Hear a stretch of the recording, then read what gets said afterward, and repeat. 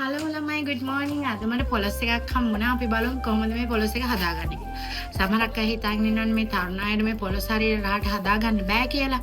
අපි බලමු මේක කොහොමද හදන්නේ කියලා. අපි චැලෙන්ජ් එකක් විදිහට මේක අරගෙන අපි රස පොලොස් කරියක් හදමු මස් එකක් විදිහට.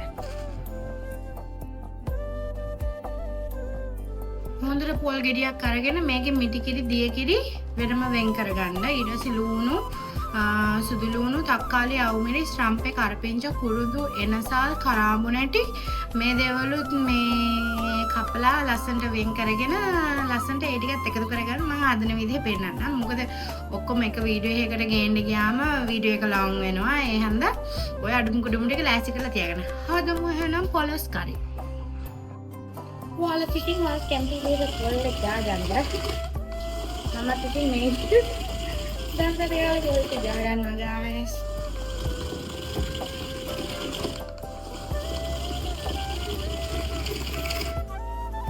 Dan guys ලුණු ටික හොදලා අරගෙන අපි කපලා ගමු මේ ඉක්මනට.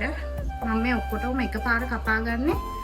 මොකද හැමදාම විතරම එක එක ඒවා කප ඉන්න ගියාම ටයිම් යනවා. ඒ හැමදාම මම ලේසිවට හැමදාම කරන දෙයක් තමයි මේ එදා දවසේ හදන කෑම ටිකට අවශ්‍ය මේ අඩු කුඩු ටික එකපාරම මම කපා ගන්නවා. ඔයාලා ටයිම් එක මැනේජ් කරගන්න ඒ විදිහට කරන්න. මම දැන් මේ ගෑස් එක මේ පත්තු කරනවා.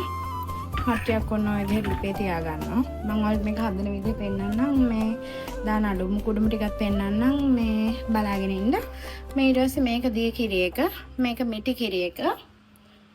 ඊට පස්සේ මම ගත්ත තව ඔයාලට පේනවාද ලුණු සුදු ලුණු ඉඟුරු තක්කාලි රම්පේ කරපිංච තිබුණේ මේ මොනවාද මේ කුරුඳු එනිසල් කරාමනටිත් ඕකට එකතු කරන්න ඕන. දැන් මේ විදිහට මේ හට්ටිය කරවීගෙන එන්නේ. ඔයාලට පුළුවන් මේ වෙලාවේදී මේ තෙල් එක්කහුව කරන්න. තෙල් විදිහට හොඳ ටිකක් එක්කහුව කරගන්න. මොකද ඉතින් තෙල් චුට්ටක් කෑම තමයි රහ. තෙල් කන්න හොඳ නැහැ. ඒක අපි හැමෝම දන්නවා. නමුත් හොඳ පිරිසිදු පොල් තෙල් ඇඟට කෑවයි කියලා අගුණයක් නැහැ. මේ කොලෙස්ටරෝල් ඉතින් ෆැටි ලිවර් වගේ තියෙන අය තෙල් කෑම අඩු කරන්න. නමුත් එහෙම ලෙඩ් රෝග නැති අය රහට කන්න ඉතින්. ඕක මගේ ඔපිනියන් එක. මොකද ඉතින් කවද හිටියත් මරණ මිනිස්සුනේ අපි. ඒ හන්ද ඉතින් රහට කාලා බීලා ඔක්කොම කලින් ඉන්න ඕන. දැන් ඔයාලා මේකට එක්කව කරගන්න හම්පේ. ලුණු සුදු ලුණු ඉඟුරු ටික එහෙම නා ඔක්කොම දාගන්න. මොකද මම අනිත් ඒවා එකකටවත් දාන්නේ නැහැ. ඉඟුරු ටික ඔක්කොම මේකට දාගන්න. සුදු ලුණු එහෙම.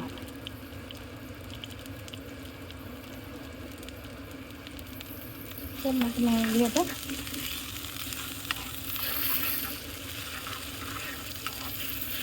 හොඳට මේ පොඩ්ඩක් තෙලේ බැදෙන්න දෙන්න ඕන. මේක ඉතින් කොහොමද තෙලේ බැදීගෙන යද්දි මානම සුවඳක් එනවා. මොකද සුදු ලුණුයි මේ ඉඟුරුයි ලුණුයි බැදෙනවා කියන්නේ මුළු ගේම සුවඳ ගන්නවා. ඔයාලා මේ ගාන්ට මේ ටෙම්පරාදු වීගෙන යද්දි රන්වන් පාටක් වෙද්දි මේ නවත්තන්න ඕන. මම මේක මේ විදිහටම චුරා රන්වන් පාට වෙනකල් බැදෙන්න දෙනවා. මේක මේ බාගෙට බැදීගෙන යද්දි මම මේකට කුරුණු පොට් ටිකක් නෝ විදිහට එකතු කරනවා ළමයි.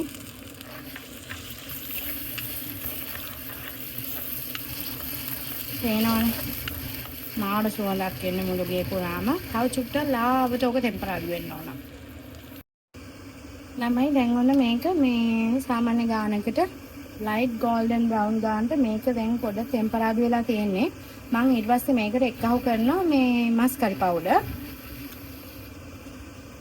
පොඩ්ඩක් තෙලට දාන්නේ මම ඒක. තෙලට දාලා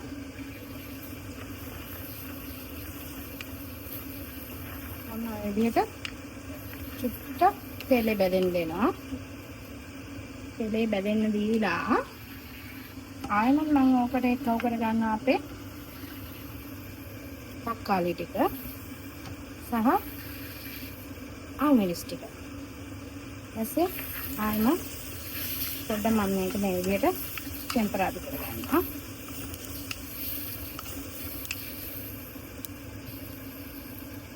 දැන් මේක මෙහෙම චුට්ට ටෙම්පරාදු වෙලා තියෙද්දි මේ ඔයාලට පුළුවන් මේකට පොලොස් ටික එක්කහුව කරගන්න.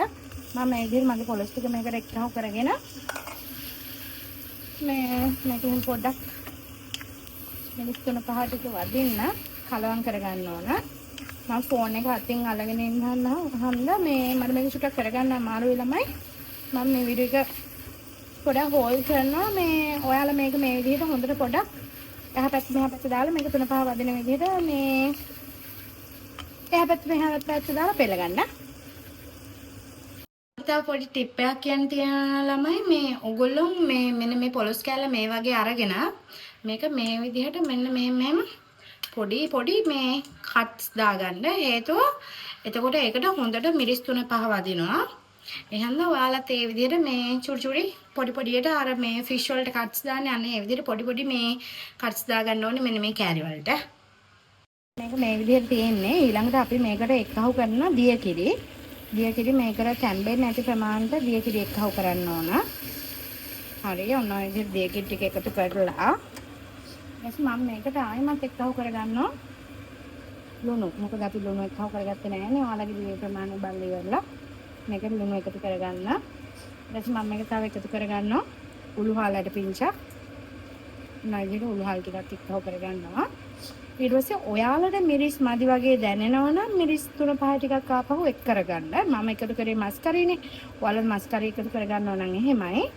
නැත්නම් මිරිස් 3-5 කුඩු එකතු කරගන්නවා නම් එහෙමයි. මම නම් දැන් මේකට ආයෙමත් මට මිරිස් අඩුයි වගේ දැනෙන හන්දා මම මේකට මස් කරි පවුඩර් පොඩ්ඩක් ඔන්න ඔය විදිහට එකතු කරගන්නවා. මම ඒ ඇරෙන්න මේකට ආපහු මිරිස් කුඩු, ගම් මිරිස් කුඩු 3-5 කහ ඔය මුකුත් දාන්න යන්නේ. මොකද මේ මස් කරි පවුඩර් එකේ ඔය සියලු දේම මේ එකතු වෙලා තියෙන හන්දා. හරි. දැන් මේක මෙන්න මේ විදිහට තමයි ඔයාලට පේන්නේ. මම මේක දැන් හොඳට ටික වෙලාවක් තැම්බෙන්න දෙනවා. තැම්බුණාට පස්සේ කොහොමද තියෙන්නේ කියලා මම ඔයාලට අරන් එන්නම්. ඊටු ටික මේ එතනින් හරිය මම ඔයාලට කියලා දෙන්නම්. Bye guys.